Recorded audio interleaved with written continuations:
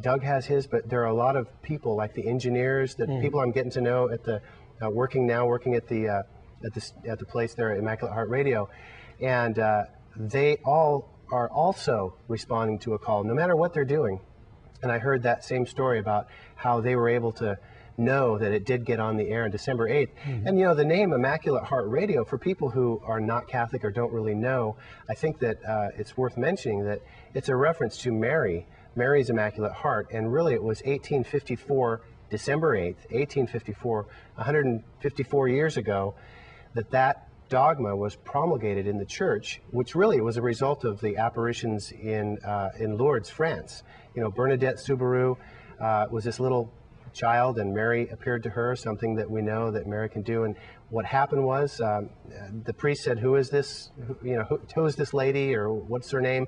And the little uneducated poor child said, she said her name was the Immaculate Conception. And the priest knew that that was probably authentic, because that was a doctrine that was just being talked about then and was possibly in the process of being promulgated.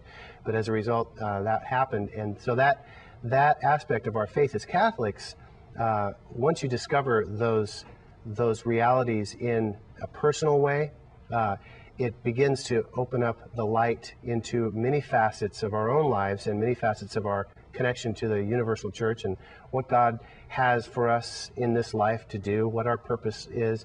And you see that reflected in Mary's particular call. But the concept of the Immaculate Heart is a powerful concept, because a lot of us really depend on her, just like we depend on our moms to pray, to intercede to the dad, and can you please ask Dad to do this? We ask Mary, not that she's the source of the grace or whatever, but we ask her to intercede. And as the Mother of God, her intercessory power is pretty powerful.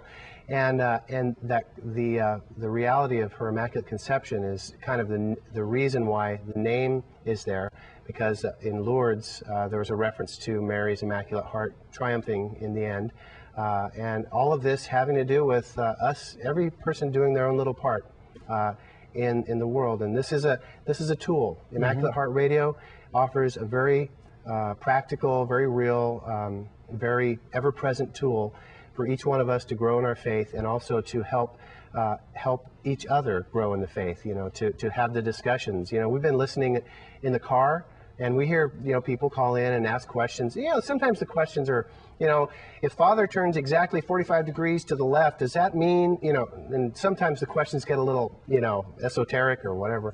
But sometimes the questions are great, because I've never thought about that. I learn something new every day. I learn something new every day listening to the radio station. And the other thing is, it's not just teaching and Q&A and that stuff. There's prayer. There's prayer that happens, and devotions and inspirational music and different things like that. So that's the reason Immaculate Heart Radio is named Immaculate Heart Radio. And on December 8th in San Francisco, 154 years after the declaration of that dogma, we're still re-echoing that, and that's what was exciting. And although the 10th of December was the official changeover. As part of the Archdiocese, I also, the cathedral is named after that, after the Immaculate Conception, so it's another tie-in. The programming, let me get back to that in terms of the local programming. You had talked earlier about a bishop's hour, an archbishop's hour, and that pattern is true in other Immaculate Heart radio stations in New Mexico and Sacramento. What does that involve? Well, as a lay apostolate serving the local ordinary, the local bishop is offered an hour of programming, hour a day. That depends on the situation. And since this, for example, in Sacramento, there's something called the Bishop's Hour, and I think it's an hour a day, Monday through Friday. And the local archdiocese runs the show, funds it, and that's some consideration, but books the guests and has people coming in. And they have the show on the air. They offer the show on the air. In New Mexico, there's an Archbishop's Hour down there, and so the possibility here, and of course this is so new that it's all still beginning to take shape. And the concept is that in this area there would be 1 hour a day Monday through Friday. I don't know which hour. Maybe it's 9 to 10. I'm not sure yet even.